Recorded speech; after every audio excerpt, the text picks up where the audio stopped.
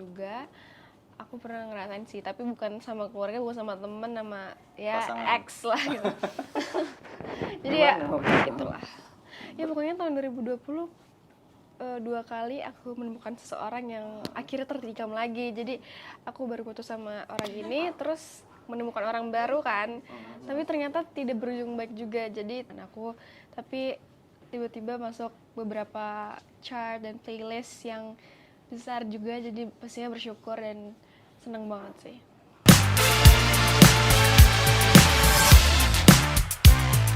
Perkenalkan, nama lengkap kamu siapa?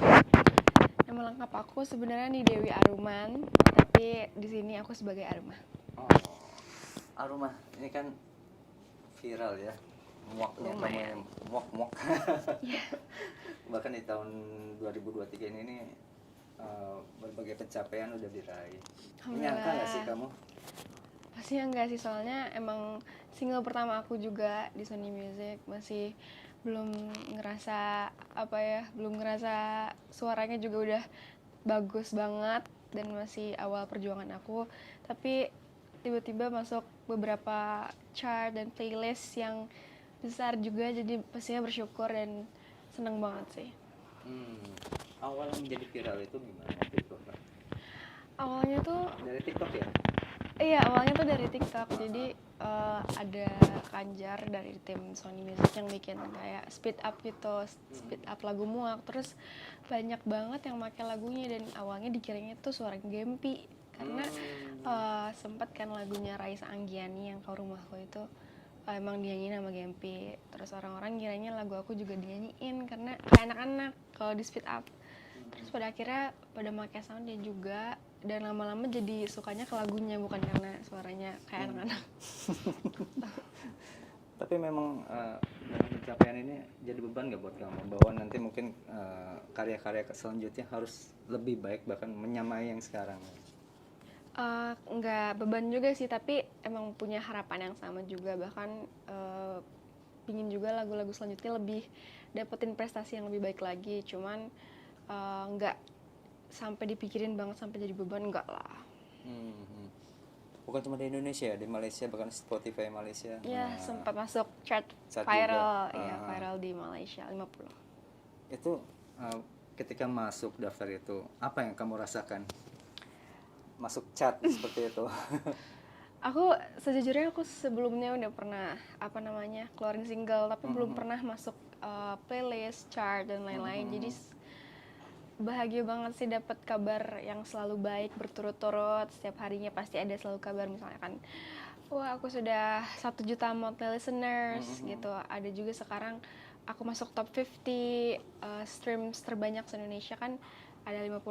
Terus aku sempat masuk ke 32 tadi kemarin baru dapat kabar. Jadi tiap hari tuh ada kabar-kabar gembira sih. Aku seneng banget pastinya. Nah, kalau di chart peringkatnya turun gitu, ada perasaan sedih atau drop atau enggak sih. Enggak, biasa aja gitu. Kalau sebenarnya ada kayak aduh turun nih, tapi ya udah gitu, nggak yang sampai kayak sedih banget karena udah pernah ngerasain naiknya kan. Jadi nggak akan terus melulu di situ kan, pasti bergantian sama orang lain gitu. Ini single Muak ini bisa cerita nggak sih tentang apa?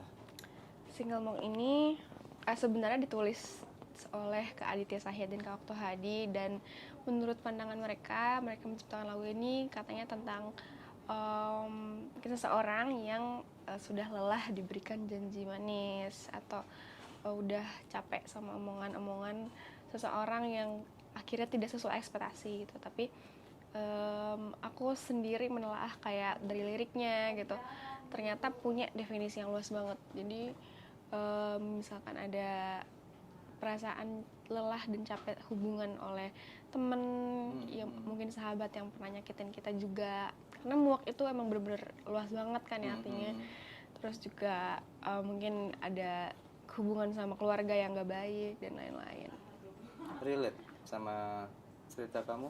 Pernah mengalami apa yang ada di lirik Muak ini? Ya karena aku memilih lagu ini juga pasti aku mempertimbangkan gitu. Aku pernah ngerasain gak biar aku bisa lebih kerasa feel-nya juga. aku pernah ngerasain sih, tapi bukan sama keluarga, bukan sama temen, sama ya Pasangan. ex lah gitu. Jadi ya Gimana waktu itu? itulah. Ya pokoknya tahun 2020 2 kali aku menemukan seseorang yang akhirnya tertikam lagi. Jadi aku baru putus sama orang ini, terus menemukan orang baru kan. Tapi ternyata tidak berujung baik juga. Jadi kayak sudah sakit tertikam lagi, kayak di lirik lagu Muak. Jadi pas banget gitu sama lagu aku. Jadi aku udah aduh hilang deh percayanya pada saat itu sama siapapun. Berarti bermasalah dengan kesetiaan ya pasangan-pasangan kamu ya. Betul sekali. Sudah berlalu ya. Tolong. Sekarang udah pasangan? Aduh, sekarang ya alhamdulillahnya pasangan saya sangat baik sekali. Semoga tidak akan mengecewakan aku lagi. Support dia ke karir kamu seperti apa? Support banget, tapi nggak yang bener-bener apa misalkan ditemenin kemana-mana atau apa. Soalnya emang punya kesibukan masing-masing. Jadi yang penting dia kayak tiap hari ada kabar dan selalu semangatin aku aja sih. LDR juga kebetulan, jadi nggak bisa ketemu sering-sering. Kamu domisili di? Aku di Bandung. Oh, pasangan? Pasangan Bandung, cuman dia lagi kerja di Jambi. Wow. Jauh ya. Suka duka LDR apa? Suka dukanya, sejujurnya aku ngerasa kalau RDR tuh jadi lebih intimate gitu loh. Soalnya apa ya, kayak ngejalanin semuanya bener-bener dari hati gitu, kayak lebih kabarinnya tuh lebih sering, terus lebih video call-nya lebih sering juga, jadi lebih sering saling mengerti gitu, jadi belajar juga dari LDR. Sebenarnya bisa dijadiin lagu ya. Terpikir nggak sih? Sebenarnya aku udah pernah ada lagu single sebelum lagu Mak ini tentang LDR gitu, tapi lagu bahasa Inggris dan lagunya kayak happy gitu sih, kayak lucu-lucu gitu. Pengen juga sih bikin lagu LDR tapi yang agak mellow, kayaknya menarik juga sih. Kayak lagi kangen-kangennya gitu. Nah, yang waktu lirik bahasa Inggris itu kamu sendiri yang bikin? Enggak, jadi aku tuh sebenarnya suka nulis lagu, cuman aku belum ada lagu yang aku rilis pakai lirik dan range aku sendiri. Jadi semoga soon or possible bisa rilis di tahun ini atau tahun depan, doainnya. Influence kami di dunia musik siapa? Influence aku sebenarnya 2, kalau secara visual atau secara ini orangnya gitu, aku seneng banget sama Maudy Ayunda. Kalau ditanya kenapa, mungkin semua orang udah tahu kali ya, kayak mungkin dia tuh punya paket lengkap lah itu. Pintar, pendidikannya bagus, cantik, terus bisa main musik, bisa nyanyi, terus juga bisa main film juga kan, acting. Terus kalau tapi secara secara karya-karyanya, secara dia act performance-nya, aku suka banget sama Kanadina Amiza. Udah ketemu sama mereka berdua? Kalau dia ini belum. Aku sempat ketemu sama Kanadin di acara, aku dulu sempat jadi penyiar radio kan. Terus Kanadin waktu itu tampil di acara radio aku, jadi aku sempat lihat dia nyanyi gitu. Minta tanda tangan foto bareng? Enggak sih, soalnya waktu itu aku jadi panitia ya, jadi aku kayak kurang udah enak nih hektik kalau sih, aku minta iya. Gitu. Hal pertama yang akan kamu lakukan kalau ketemu Maudy apa? Tapi aku nggak tahu ya kamu Maudy mau atau enggak, pastinya mau peluk sih, soalnya aku benar-benar ngefans banget sama dia dari kecil. Dari kecil? Iya, soalnya emang Maudy Ayunda kan emang udah berkarya dari kecil juga kan, jadi udah lama aku udah suka gitu sama Maudy Ayunda. Rumah bisa ceritain awal karir, dari perjalanan karir kamu sampai mencapai titik ini tuh. Katanya kamu tadi sempat jadi penyiar radio. Iya. Kalau awal karir sebenarnya aku tuh bimbang banget sama karir aku sendiri, soalnya dari kecil tuh aku ganti-ganti mulu, jadi dari umur berapa? Pokoknya di TK nih, misalnya di TK aku tuh pengen jadi model kan. Meskipun kesampean jadi model pas SMA gitu. Terus pas SD aku tuh pengen jadi pianis. Karena aku les piano kelas 4 SD, terus pengen jadi komikus karena aku kan suka gambar ya. Random ya? Iya, dari kecil aku suka gambar, terus aku kayaknya ganti-ganti gitu impiannya tuh. Terus pas SMP aku kan belajar gitar. Terus dari situlah aku suka nyanyi, aku suka cover. Terus pada akhirnya punyalah impian sedikit nyanyi, jadi penyanyi. Cuman nggak yang benar-benar kayak aku usahain banget sih, cuman mimpi-mimpi aja gitu. Terus tiba-tiba aku diajak temen buat kayak ayo ikut audisi apa Art Dance School namanya. Terus waktu itu kan ada audisinya, keterima dari beberapa tahap audisi, terus jadi penyiar. Dan menurut aku juga itu bisa diambil jadi pengalaman yang menarik banget, dan aku belajar banyak banget dari Berapa lama jadi musik-musik penyiar? dan lain-lain. 2 tahun, tapi itu program untuk anak SMA, bukan untuk anak SMA sih, ada anak SMP dan SMA, cuman khusus didengerinnya pas subuh-subuh dari jam 5 sampai 6 pas mau berangkat sekolah gitu. Dari situ aku sebenarnya enjoy jadi penyiar, cuman aku masih punya impian lain nih, aku pengen jadi penyanyi juga. Terus aku kan modeling juga dari SMA kelas 1 sampai SMA kelas, sebenarnya sampai sekarang masih suka ikut. Cuman SMA lebih giat dan fokus di modeling. Kayak ikut fashion show, terus photoshoot dan lain-lain. Jadi emang kayak ganti-ganti sih sebenarnya. Terus pada akhirnya aku harus harus fokus nih yang mana, dan sampai sekarang aku masih punya 2 impian. Iya, jadi desainer sama penyanyi. Berarti ini bukan akhir ya penyanyi ya? Nggak tahu sih, kita lihat aja aku jadi apa ya. Berarti ada satu impian lagi ya, itu desainer ya? Iya, karena aku emang kuliah juga sekarang, kuliah desain produk, jadi aku mau belajar jadi desainer juga. Domisili kamu di Bandung, sementara Di mungkin Bandung. aktivitas banyak di Jakarta untuk Iya, untuk promo dan segala macam. iya. Ini gimana membagi waktunya? susah ya. Kebetulan karena kuliah aku kan banyaknya praktek ya. Jadi biasanya kalau weekdays aku bagi untuk khusus kuliah aja. Kecuali kalau emang lagi kosong banget, aku pulangnya mungkin bisa ke Jakarta atau nyanyi atau ada apapun itu tentang karir. Tapi kalau weekend aku khususin nih untuk karir aku gitu. Gitu deh. Jadi pembagiannya emang lebih ke weekdays untuk kuliah dan weekend untuk karir dan hobi. Dosen nggak komplain dari pihak kampus? Enggak sih, karena aku masih bukan orang-orang nakal ya. Jadi aku masih baik-baik saja untungnya. Tapi kan ITB kan dikenal ketat ya? Lumayan lah. Nggak kan? Kayak hari ini bolos? Enggak, aku kan lagi libur sampai tanggal 16, jadi ya masih ada waktu untuk promo dan nyanyi dan lain-lain. Kenapa ngambil jurusan desain produk? Kalau pertama emang suka gambar kan, tapi kalau gambar tuh kan sebenarnya ada yang gambar kayak realis, seni rupa, ada yang gambar desainer kayak interior, ada yang di cafe digital gitu. Cuman aku lebih suka ke kayak produk-produk gitu, kayak misalkan furniture atau bikin apa ya, kosmetik atau apapun sih sebenarnya kalau produk itu. Jadi karena saking luasnya, jadi aku tertarik untuk masuk jurusan ini. Kayak aku pengen bikin produk apparel gitu. Kayak aku pernah bermimpi jadi kayak desainer kayak Dior atau Chanel. Jadi kayak ya itulah. Amin ya. Amin. Semester berapa kamu di ITB? Baru ini aku lagi libur mau ke semester 4. PK aman ya? Aman alhamdulillah. Cum laude doain ya. Amin.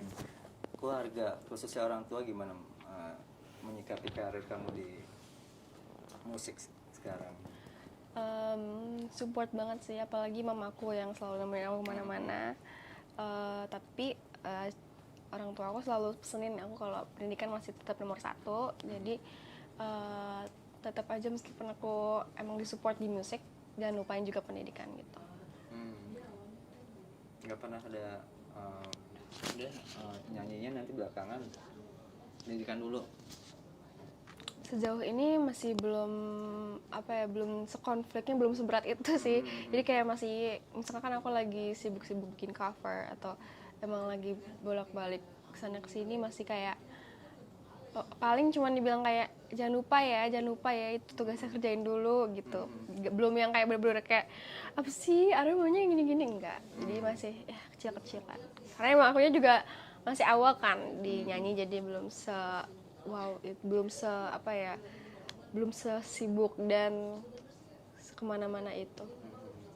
Single Muak ini kan begitu terkenalnya. Iya, Tapi alhamdulillah. banyak yang belum tahu nih siapa penyanyinya. Iya. Merasa kayak gitu gak sih?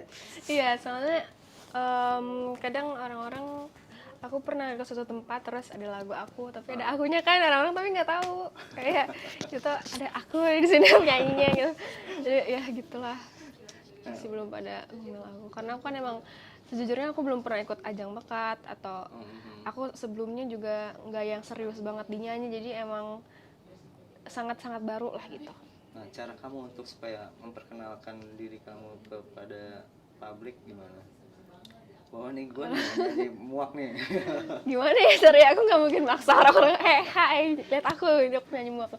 Aku lebih ke Di media pastinya sosial iya aktif mungkin. aja sih, lebih ke misalkan kan ada soundnya kan di TikTok, jadi aku lebih sering beberapa kali pakai soundnya biar orang-orang ngeliat ini tuh aku, terus aktif juga di Instagram, terus promo-promo single juga dan ambil-ambil manggung dan lain-lain promo gitu sih.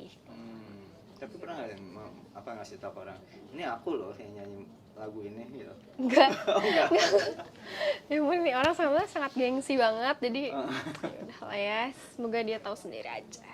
Tapi pengen kamu lebih dikenal lagi sebagai sosok Aruma. Ya pastinya pengen sih, apalagi aku kan emang punya impian di menjadi penyanyi gitu ya, jadi aku pengen diketahui orang itu sebagai penyanyi, jadi pasti pengen banget sih. Ya semoga orang-orang udah mulai melihat siapa penyanyi Aruma, penyanyi muak gitu lah. Next project apa tahun ini ada? Ada, jadi single kedua itu rencananya mau remake lagu Sheila on Seven yang Seberapa Pantas gitu. Kapan rekamannya?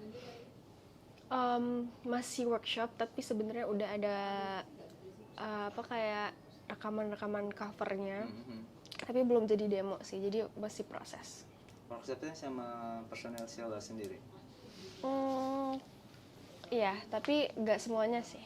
Oh, ketemu sama siapa Erosnya?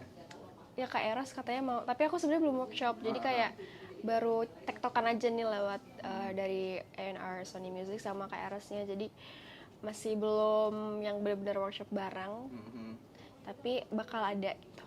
Kayaknya bulan ini tapi nggak tahu kapan. Tapi kamu tahu lagu itu Seberapa Pantas itu kan? Tahu dari dulu udah tahu. Banget, Iya, udah lama banget. Sempet aku cover waktu aku SMA gitu.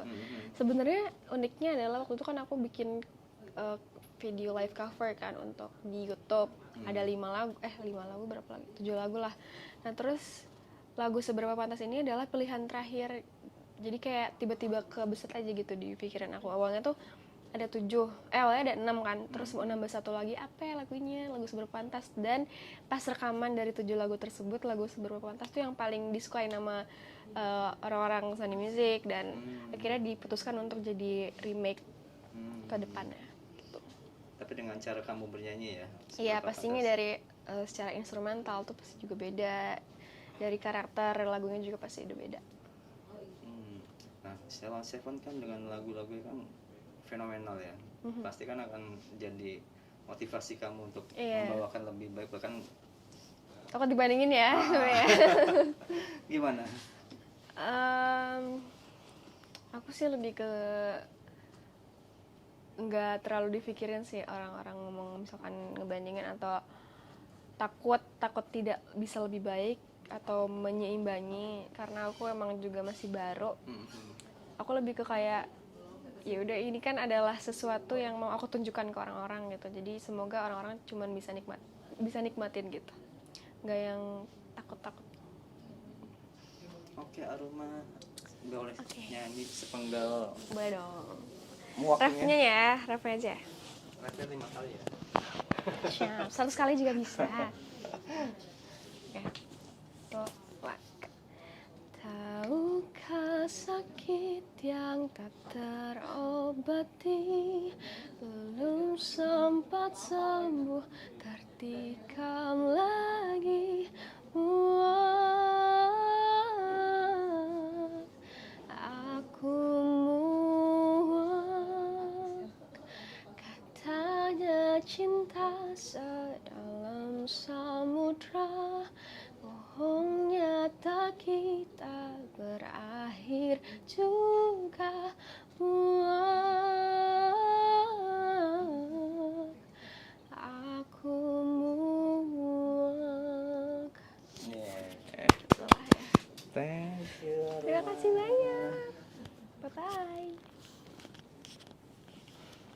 sekilas mirip kayak Saskia